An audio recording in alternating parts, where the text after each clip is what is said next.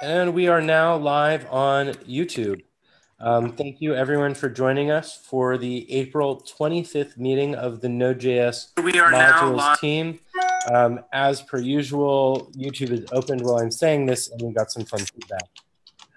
We currently have quorum within the meeting with 14 members of the modules team. Since the last meeting, 14 members have moved to an observer status, which allows us with 14 members in the meeting today to reach quorum to make decisions. So we have a current agenda today, which starts with approving some PRs.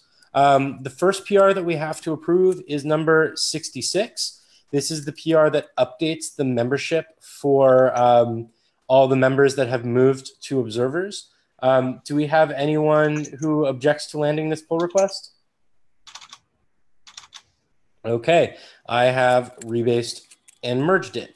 Now, something that was brought up by Jordan Harband was that membership updates, if they have to do with updates that don't require approval, such as moving people to an observer status, he was saying it maybe makes sense for us to not have to wait until a meeting to approve those changes.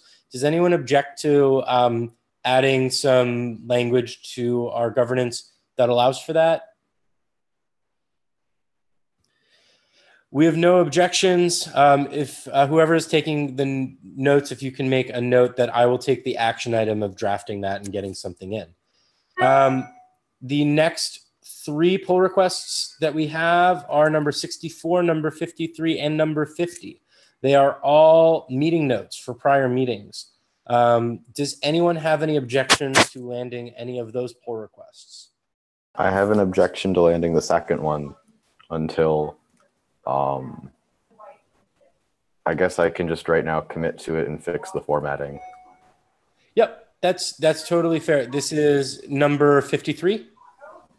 Yes. Okay, guys, if you would like to just push a commit that fixes the formatting to that, I will wait for that before landing. Awesome.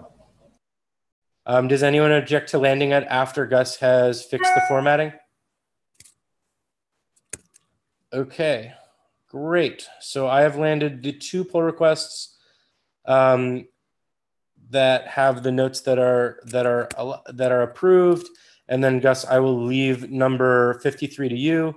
Also, keep in mind, Gus, one thing we do have in our governance that sending any sort of errata changes can be landed without consensus. So we could theoretically land that pull request and then send a new one to fix the errata in the future, but without needing approval at a meeting. But I will wait for you for that one.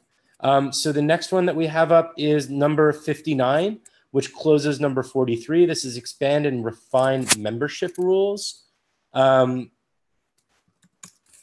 So if we take a look at the membership rules and what's going on here, it expands upon the membership types and makes an explicit definition between active members and observers. It defines the roles of those two observers, and to be explicit about that, active members are invited to all meetings, can participate in the consensus-seeking process, and are counted towards quorum in team meetings, and participate in voting. Observers are invited to all meetings, can participate in the consensus-seeking process, are not counted towards quorum in team meetings, and cannot participate in voting. If you look at our bit on consensus seeking, that has the notes about what the consensus seeking process is. And so essentially what this boils down to is that for a meeting like we're in right now, when we call for objections, observers are totally able to object. In pull requests, observers are also similarly able to object. The only time where an observer is at any sort of a different capacity for participating is if we cannot reach consensus when there is an objection. If it goes to a vote, an observer doesn't have a vote. The observer also doesn't count towards quorum when we're making sure that we have quorum in the meeting. This pull request has 2, 4, 6, 8, 10. It has 12 approvals and no outstanding objections. Are there any objections to from the group to landing this as it currently exists? Great. So we now have an explicit process in place for adding new observers, which is our next point of order. So we have 3 people who have applied to be observers. They are all with us today. There have been no, pushback in the meeting, in the PRs themselves. We have a pull request open to add GeoffreyBooth as an observer, a pull request to add Sven as an observer, and a request to add Motaal as an observer. So one at a time, are there any objections to adding Geoffrey as an observer? Okay, so the motion passes and Geoffrey is now an observer. Is there any objection to adding Sven as an observer? Okay, with no objections, Sven has been added as an observer. Is there any objections to adding Saleh as an observer? Excellent. So I will take care of adding them all properly to our membership. Can I just get pre-approval for landing the pull request that adds them all? Okay, cool. Thanks. Great. Didn't you already get approval earlier for that? For the 2, there wasn't one for Saleh, so I just wanted to make sure that it's done. And we can work on trying to improve this process. If anyone thinks that this can be improved upon, we do have a base governance doc that's in there now that outlines this exact process. Please feel free if you want to make it issues rather than pull requests. Anything that you do that we think can improve this process, I'm open to it. Just trying to make iterative improvements. As we do have 3 new observers, Geoffrey, Sven, and Saleh, would you like to quickly introduce yourself to the team? Geoffrey? Sure. Hi, I'm Geoffrey. I am the maintainer of CoffeeScript, and I spend my days writing a lot of Node apps. I work at Disney down in Los Angeles. So my perspective is as a user who uses a lot of these features, and I also parry a lot of issues and requests from people who use CoffeeScript that blame it for all of the ills in the world and think that I often have to point out various things about no, that syntax actually lands in a newer version of Node and this and that. And so I've been pretty closely following the various new features landing in Node over the last couple of years. And so I'm interested in being involved and hoping to improve this one. Awesome, thank you. Next up, we have Sven. Yeah.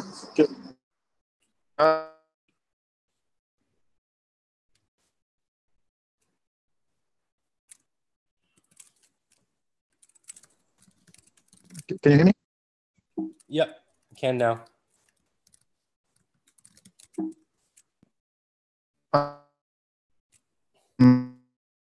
I have 2 faces here. So I'm working on Babel, where I think transpiling is a bit part of the JavaScript modules because people are already using it and they're using it by transpiling them to CommonJS. So I think it's a good, that's an important part of JavaScript modules, right?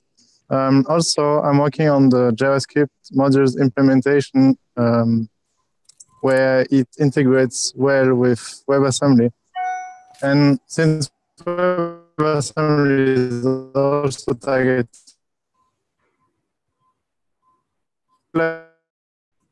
to observe this group to be able to JS that regard if it's it has something to do with WebAssembly.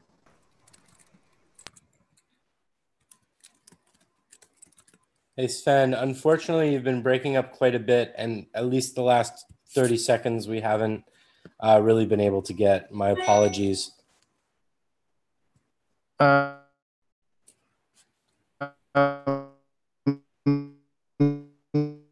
you think you could type a summary in the chat? WebAssembly, JavaScript. Yeah, I will. Okay, thank you, Sven. Sorry about having to move forward, but we are on a tight timeline today. Next, Saleh. Yes, hi everyone. So basically, I have a very long history with JavaScript back in the day when modules were not even a concept. And then I went to print color science, image processing, and eventually return to JavaScript. I found that the idea of open source, being able to open a file and just make changes and see that reflected, got lost somewhere along the way. I appreciate building tools and tooling, but I really find that it's counterintuitive when you think of JavaScript if you're from the old days. Right now, I'm trying to create something similar to a 4GL environment for image processing, which basically just uses modules. And it has been an extremely educational experience trying to keep up with all the changes, and also seeing how everyone is, absorbing a standard that has been out there since 2015, I guess. So I'm really, happy to be observing. I'm also able to help if anybody needs, my input or my help. Thanks. Awesome. Thank you very much. And for the people who are, new and have just joined us for the first time here, during the meeting, and I have Sven's bit. He's just saying that Sven is working on Babel, where people can already use ESM thanks to transpiling and CJS. And also WebAssembly is aiming to integrate with ESM and targeting Node. And that is the angle that they are coming at it from.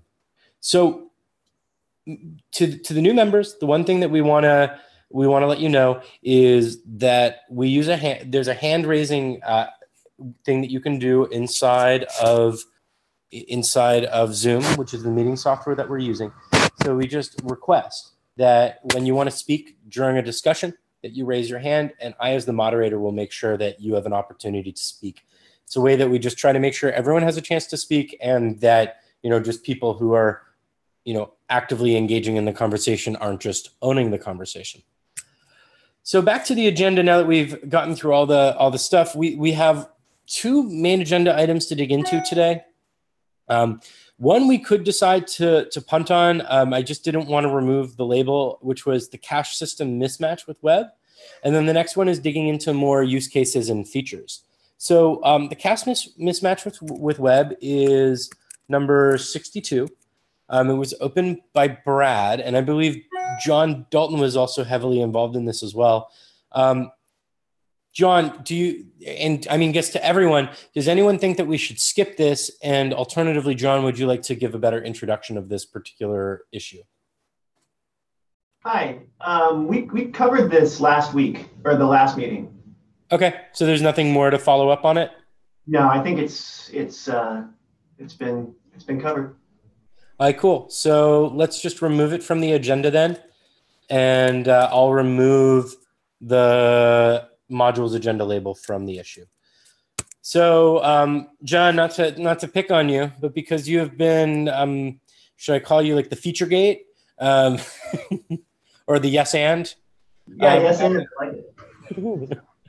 I'm going to hand the floor off to you to get the conversation up and started again, and maybe you can give a bit of a breakdown of how we approached it 2 weeks ago for those who weren't around. Sure. Okay. So last week we transitioned from reviewing use cases to taking those use cases and pulling out features from them. During this exercise, we tried to keep a yes and attitude. So we weren't blocking or saying no to features. We were just trying to explore what features are sussed out of the use cases. We did those, the feature additions during the meeting. In the time between the two meetings, folks could add use cases that we would then pull features out of from that in this meeting. And I believe there have been a couple more use cases added, so we could review those and then start pulling out features. Cool. Okay. So I know that Geoffrey is on the call. So if you want, could you review your use cases? Yeah, I don't have the thing in front of me. Let me try to pull up the. Okay. Do you want to share it? Do you have it up already? You want to share it, or? Well, I'll put it into the chat. Actually, I can't. I have it up. I got it. Okay. Okay. So. All right. So I added 36 through 41, which is only 5 because we skipped number 39. 36 and 37 are basically very similar. Like 37 is what really happened to me, and then I tried to write it as a generic version in 36. So the idea is, well, I'll start with the real world one.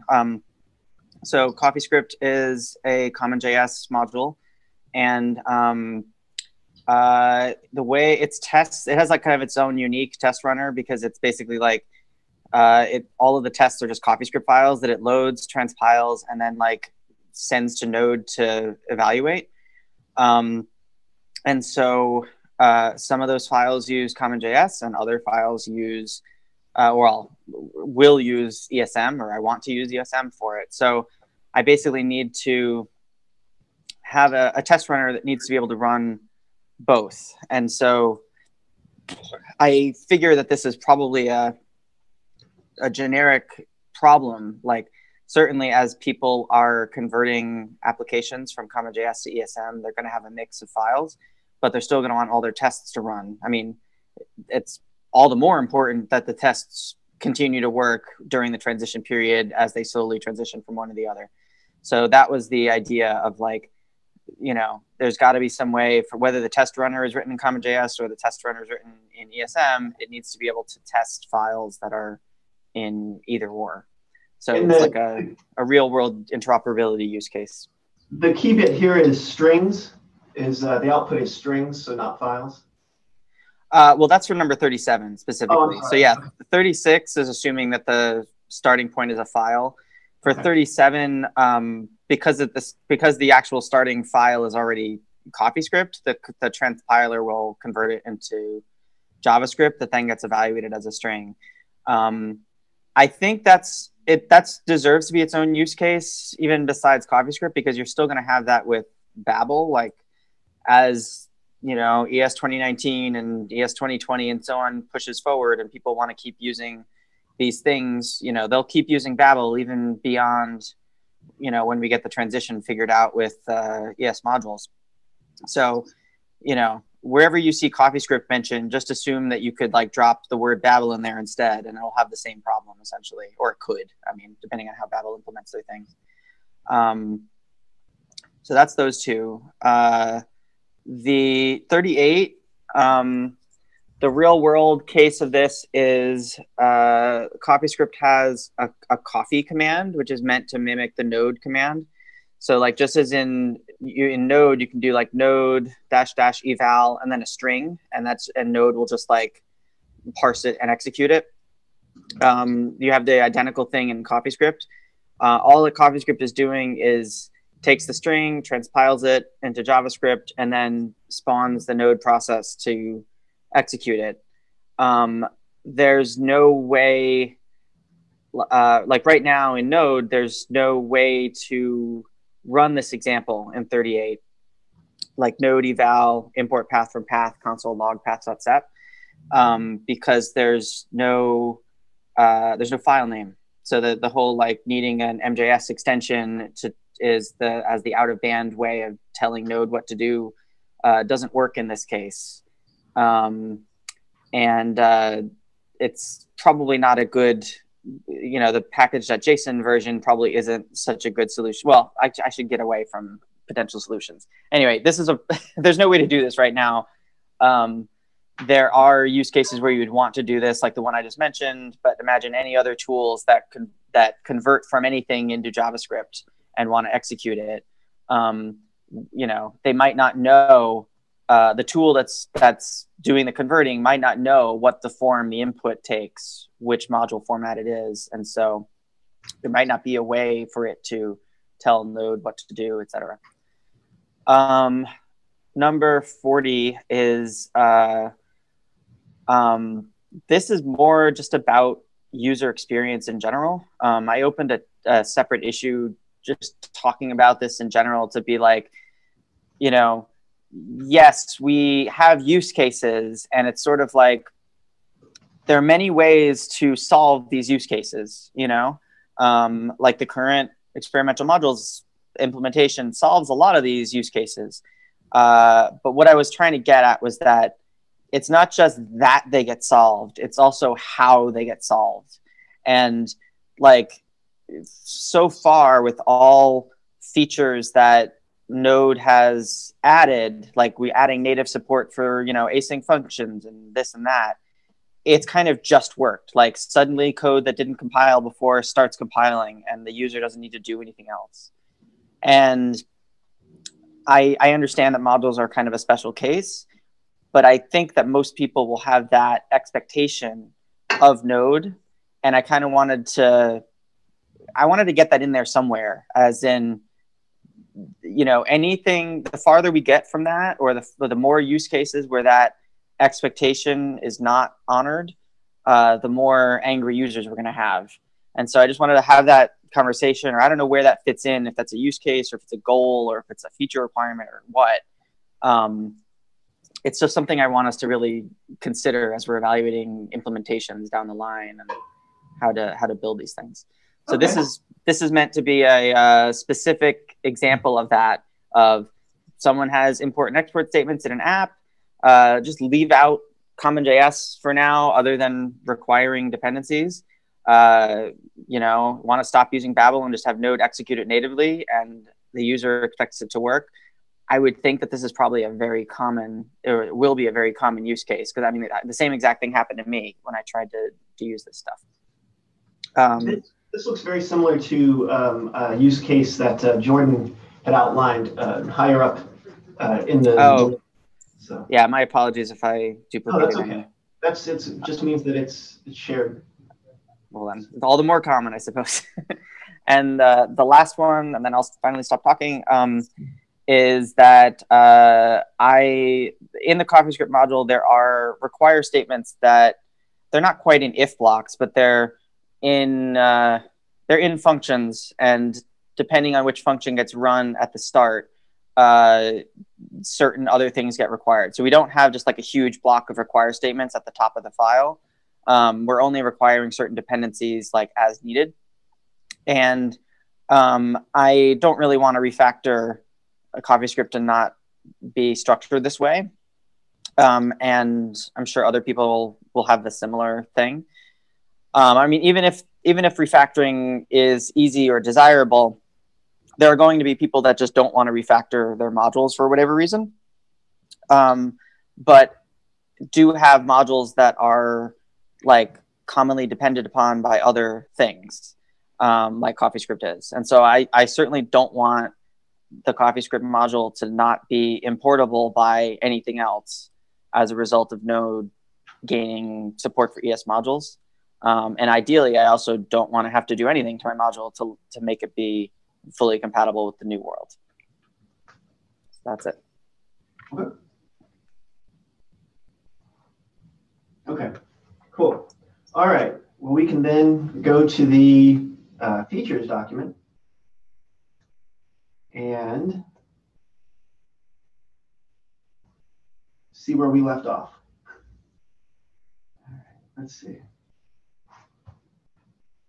I don't think we were able to get through all of the features. Let me go back and see real quick where we left off at.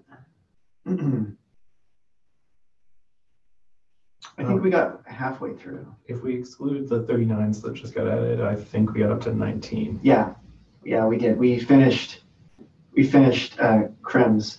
So okay, so that means we're starting with you. Oh. Okay. And we actually did talk about 39. It just didn't get its own number. So when I updated the numbering, I put 39 in all the places that we talked about. So we're done with that one. All right. Sweet. Cool. So 20 was just that if I'm maintaining a legacy project, I frequently have to go in and update old code. And a frequent policy that I've seen is that when I update old code, I have to bring it up to modern standards. And so typically that means like when I go and update one module, I change it to start using promises instead of callbacks, or I go and start changing it to use destructuring instead of like a bunch of handwritten stuff, or I change it to use a class instead of a function. Now, when ES modules are native, that also would normally imply that I want to start using imports and exports instead of require statements if I touch that code. And I'd ideally like to change as little code as possible when doing so, which means not changing my file's imports and then having to go through and change every other file in my compilation just to make it work. So I guess that is actually filed probably under transparent interop.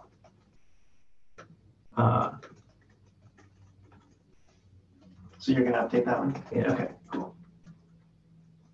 I wonder if transparent interop has enough like specific sub things that we might need to split that out. There's lots of ways to interoperate, you know.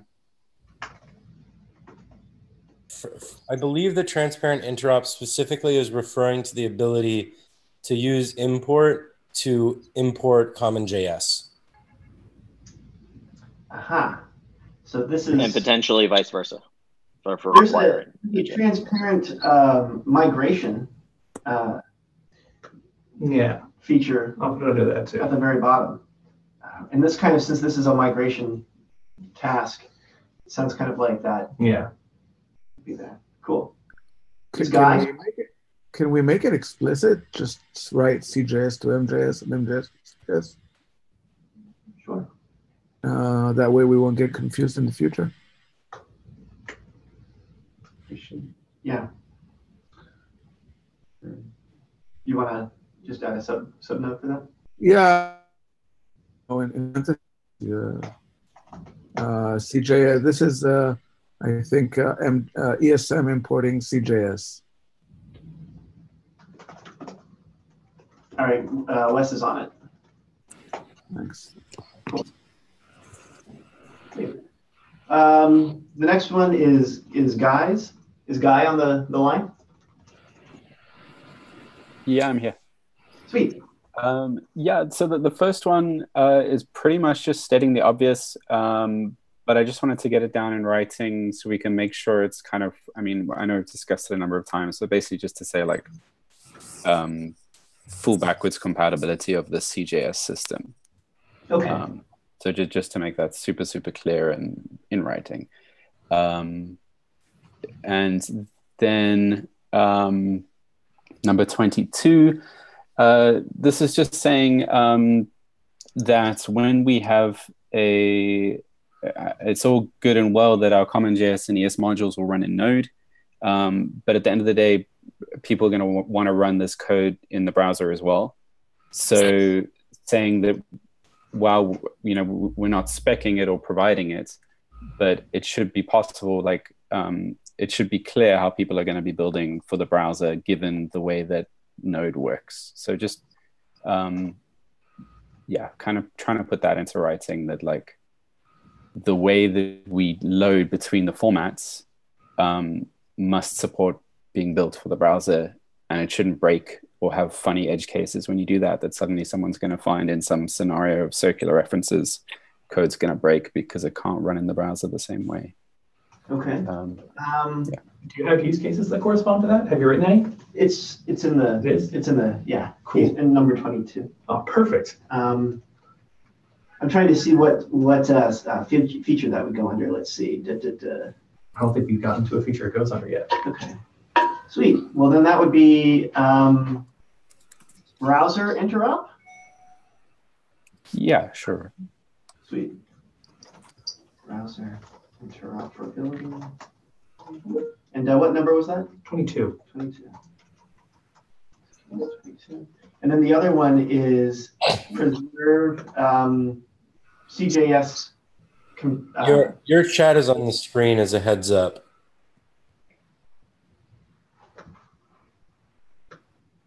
Oh, your chat's screen sharing right there. I can share your screen. Daniel. Huh? Sorry. You said it. Daniel. Can you minimize that? I'm not sharing that screen. I'm sharing this one. Oh, okay. Sorry about that. Cool, no worries. So now I'm going to add the other one, which is number 2021, and that is preserve CJS. CJS compatibility. Or just preserve CJS. Like, don't break CJS.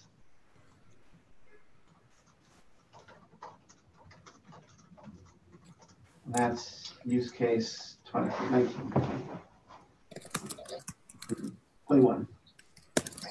Yeah, so from all perspectives, from how bins work to how Node executes, yeah, from all those. Right, yeah. It shouldn't break. If the existing ecosystem is that, so we shouldn't break it. Right. So would browser interoperability fall in line also with like specification compliance? Yeah, I would think so. In terms of like, it should be possible to build for the browser in a way that isn't going to break common code that's following, that the execution and the semantics of code execution should be the same in Node in the browser, down to the standard differences that we have in what globals are available, whatever. But I also think we need to keep specification interop and implementation interop separate, because just because browsers do it doesn't mean it's in the spec, and vice versa. I wrote the item as browser compatible path. Yeah, especially since a lot of the browser compatibility stuff turns out to look like it's integrating with like WATWig stuff that actually has nothing to do with like. It might be worth being more specific here, because there's a lot under browser compatibility, and saying specifically here that the idea is that you should be able to build a single file of, say you have an app consisting of CommonJS and ES modules. You should be able to build that into a single file that executes under the same semantics in the browser, just like we do with CommonJS today. So the same execution semantics that you would get in Node. Guy, would you say that like browser compatible specifier resolution would fall in line with that? Or is this? So that's why I was saying like a single file, because like I'm trying to separate this from the resolution concerns and the ES module system in the browser entirely, and just say that, so you know how if you're running CommonJS in Node and you're doing things with your bindings and your circular references, that's going to behave the same in the browser. And that's why all bundlers for the browser use an internal registry to make circular references work. So, from that perspective, the way that we bundle for the browser is trying to maintain the semantics. So just saying that whatever we do with those semantics, there should be a path to make them bundle to the browser. And we should be at least aware of how those semantics can be adapted. Okay. Sorry, I hit mute by mistake. But Jeffrey has their hand up. Jeffrey, you were going to say? I was just going to say, I don't know if this is necessary, but something that occurs to me is like, as far as interoperability goes, it might be worth talking about it separately in terms of I'm making a module, whether it's CJS or ESM, and I want this module to be used by whatever, by CJS, by ESM, by browser, versus the flip side, I'm writing an app and I want to import an ESM module and a CJS module. Those might be separate features in a sense, you know what I mean? Yeah, we have those on there as separate features because interoperability has more to do with being able to require things, but then we also have something on here for multi-mode packages. Okay. So being able to expose multiple interfaces, so the same package could expose a CJS interface or an ESM interface, for example. Okay. Saleh, you had wanted to say something? Yeah, while we're talking about interoperability with browsers, the biggest pain point I get is import from an absolute thing like path or FS. I know that it doesn't make sense to load a module that has a specifier that is specifically a Node specifier, but they do happen, even accidentally, hopefully. And once that happens, it breaks off any module that was loading the module that was loaded by mistake.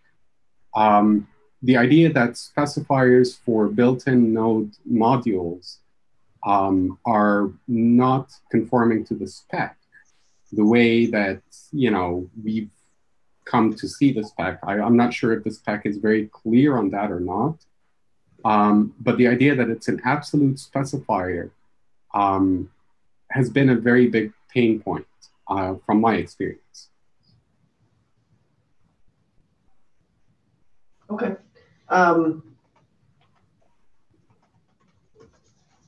That, I think, goes under, we've discussed things like package maps and things like that. And I think that might also go under interop as well. Just because there's bare imports, there's ways to resolve all of that.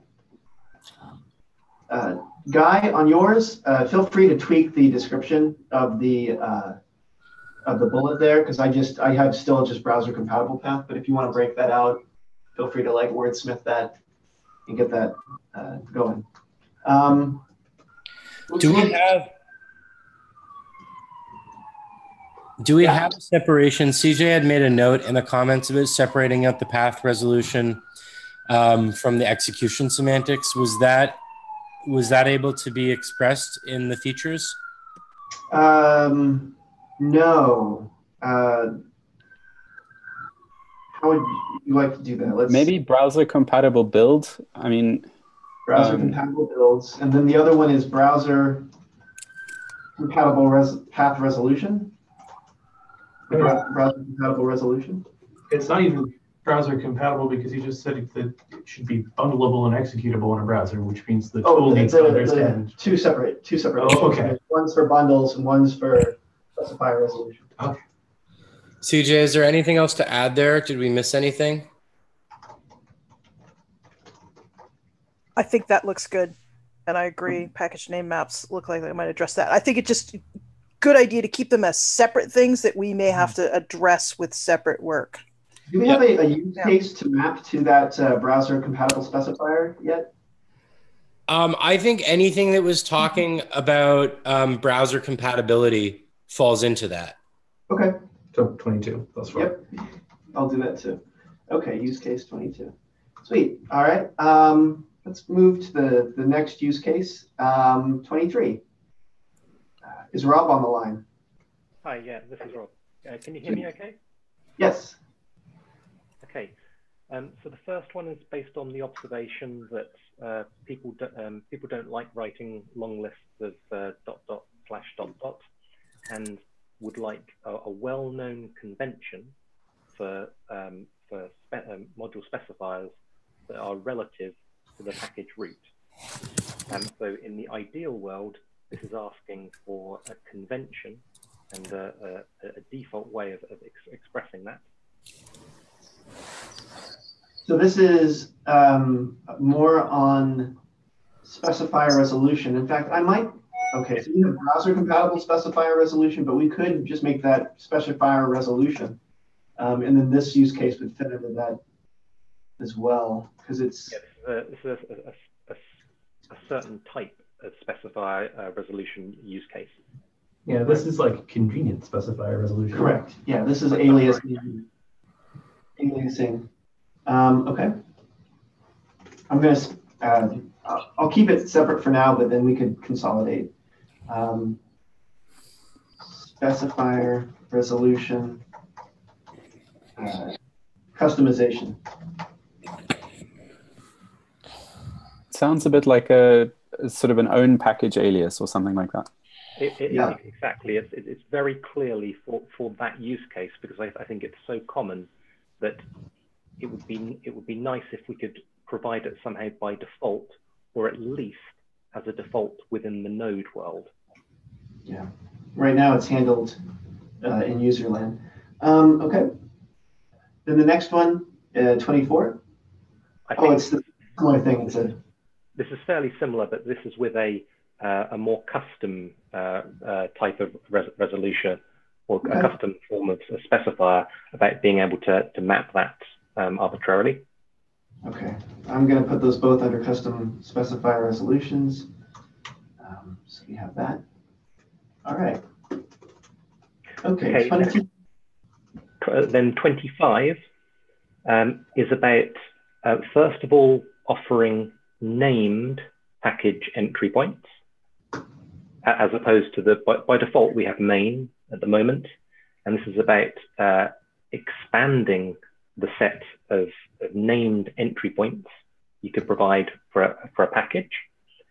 And then following that up with some kind of resolver mode where you deny subparts into a package and you only permit people to import anything other than the default from that set of explicitly declared entry points. So Jordan has their hand up. Is there something you wanted to add? Yeah, both of the things Rob has just mentioned seem like they would be amazing features to also have on CJS, even if ESM never existed. And so I think it would be awesome if we could figure out a way to explore those two features kind of in parallel, like adding them to CJS while we consider how that will be impacted by the work we're doing in this group. Would this be a specifier? It's resolution, but also the ability to say something doesn't exist.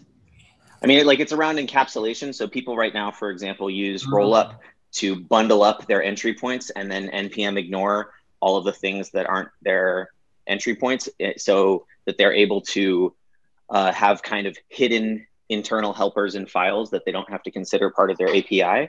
And it would be great if there was a feature to avoid having to do that to achieve that encapsulation. In other words, being able to do it without a build tool. Yeah, and John, could you write that as package encapsulation? Yes. Thank you. I think it's quite good if we encourage people to use rollup.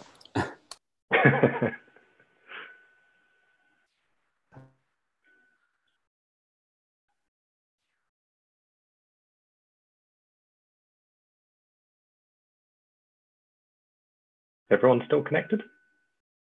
Yep. Yep. Okay, so are we done on talking about the multiple entry points and package encapsulation? Do we have that? We have that in the doc as a feature. So at least the screen share paused, which is why I'm pausing speaking. We're back. I think we got dropped. We did. Okay, there we go. Hello again. It's not sharing to me. No, we're back. Package encapsulation. Okay. Then so 26 is about custom resolution again. I could be more precise and upgrade this to say like a tiered resolution customization. So you can imagine layering this in addition to other kind of plugins to the resolver. So resolver plugin? I think that's yes, that's a good way to put it. Wasn't it the same as specifier resolution customization? I think yes. Specifier resolution customization is the overall space, and then when we talk about plugins to the resolver, I think we start to be talking about something that's a little bit more concrete and may imply the ability to compose the plugins. That gets more into the implementation of it, though. But I think the specifier resolution customization is the overall feature. Yeah. Cool. All right. So I think that covers 26, 27. So now we're down to 28. So Justin's case is Justin.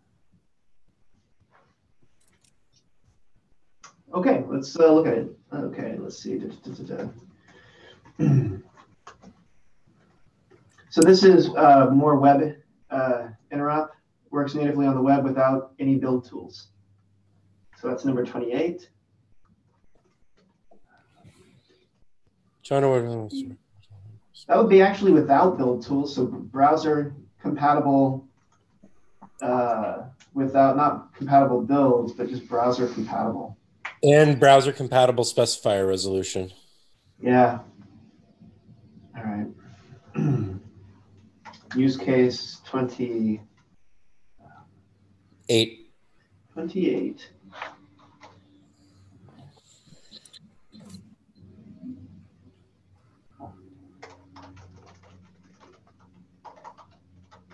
No builds.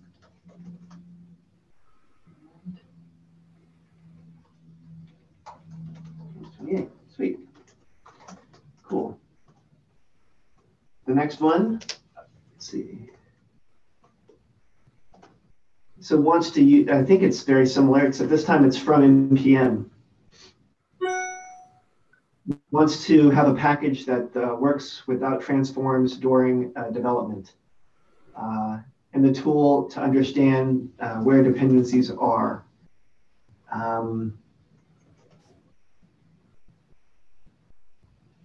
All right. This looks like a feature request for NPM. Is this? Am I reading number 29? Maybe. Sorry, I'll let other people speak if they want to. Sure. I think this is specifier resolution as well. I think this is just saying, like, I want to be able to use an NPM installed module. I want to be able to use specifiers. I want that to be understood and not require anything special. Correct. Okay. I agree. I don't think this necessarily requires NPM features. Cool. Number 30. Sorry, just on that, with regards to the with regards to what he's saying about IDE integrations and linter integrations, one thing worth bearing in mind is that, like, other tools will have to implement the resolution and be able to statically analyze it to be able to provide code and hints. So some kind of like either treating resolution as a protocol, like at the moment the node module resolution is well documented. It's a sort of a mini spec. I mean, it's not comprehensive, but we should almost think of the resolution maybe as a spec or something that can be statically analyzed by tools that needs to sort of re-implement it or follow the similar logic. Yeah, the documented common JS resolution has been referenced for folks wanting to implement that, so that has been handy. The feature sounds like reproducible resolution algorithm. Yeah, Saleh has their hand up if they want to add something really quickly. Yeah, I just wanted to say maybe having a universal fallback mechanism, basically a way to gracefully handle fallback that does not require a script tag with a no script or no module or whatever.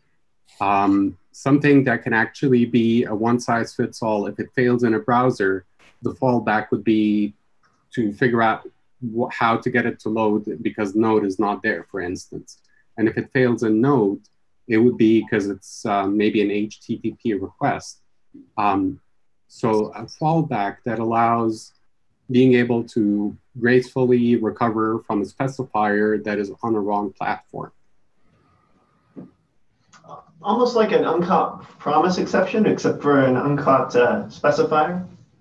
Yeah, exception. But universally implementable, something that can be used, implemented so that it would actually function in both platforms, not require you to have two different strategies from, how you're going to gracefully recover. Okay. Gracefully recovering could sound, could fit under specifier customization, but it's also like fault recovery and error handling. So that's slightly. I think maybe just make a note of it and we could dig in a little bit afterwards into because I think there's kind of two things to pull out of that. There's like the specifier side when it's like resolving a specifier, if like the specifier can't be resolved, but you could resolve the specifier and later during execution not actually have the resource available, which is a different thing. I think what I would recommend is that you add that use case to the use case document, kind of flesh it out there, and then we can see about pulling out the features for that. Okay. So one more thing on this one that we were just talking about. One pattern that I've seen a lot when we're talking about specifiers, and Sean, the web developer, wants to use modules and NPM natively, and we're just kind of figuring out a way forward. I've been thinking about pluggable resolution rules as a feature that could kind of solve this. And I think this plays into a couple of the different features that we've been talking about. But if Node's resolution algorithm was essentially a plugin system where package name maps could be the default, but anything could be the default, I think there's a number of different use cases that get solved by that. So to some of the ones, JDD, the one that you were doing, like you could completely implement STD as a plugin for this system, for example. That could solve the case of where we want to do all these different kinds of like compatibility issues. I don't know if I'm doing too much of a reach here, and I can draft up a use case if it's more helpful, but I do think it fits some of the use cases we've already talked about. Yes. I would love a use case on that. That would be great. Okay. Especially since it allows everything. So I'm a big fan of that. So now we are on, let's see, small packages on JSBin that need to use some dependency from NPM. I think this is still a resolution, specifier resolution customization. So I'll do that. Use case 30. Okay. The next one,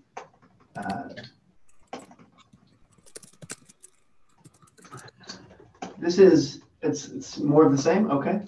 It's more like resolution redirections, it's almost specifically resolution redirections. Yeah, but it's still customization. Yeah. This was splitting up between a CDN and local files. So. Case 31. Okay. Would like to publish a module intended to be used by web and Node developers. That goes under a browser compatible, transparent interop. Let's see, one of those.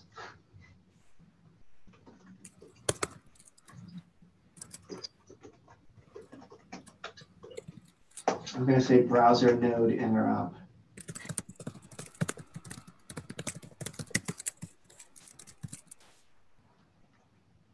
Browser node. Okay. Use case number 32. Yeah.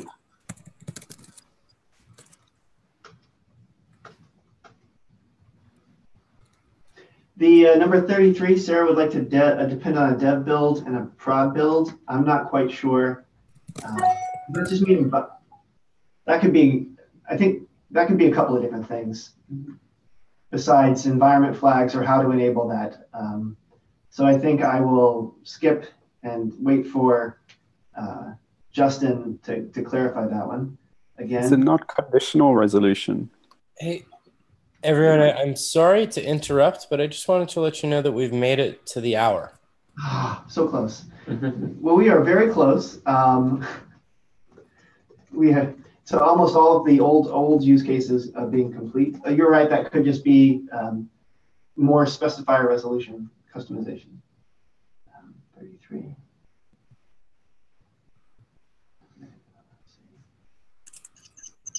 I'm just gonna use case number 33. Okay.